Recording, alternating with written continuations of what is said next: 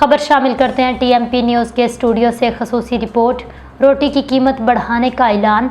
Naan by association ने कहा अगले हफ्ते तक रोटी की कीमत में इजाफा कर दिया जाएगा।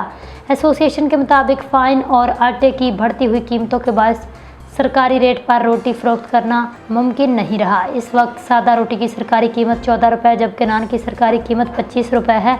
ताहम बारिशों और सैलाबी सूरत हाल की वजह से गंदम और आटे की कीमतों में मज़ीद इजाफा हो गया है। तलब और रसद में फ़र्क बढ़ने के साथ पंजाब हुकूमत की जानिब से आटे और गंदम की तरसील पर पाबंदी ने दीगर सूबों के मसाइल भी बढ़ा दिए हैं। कराची में चंद दिनों के दौरान 100 किलोग्राम गंदम की बोरी की कीमत 7200 रुपये से बढ़कर 9300 रुपये हो गई, जबकि 50 किलो आटे की थैली की कीमत 5000 रुपये से तजावज़ कर गई। पेशावर में 100 किलोग्राम गंदम की बोरी 9800 रुपये और 20 किलो आटे का थैला 2500 रुपये से ज़ायद में फ़रोख्त हो रहा है।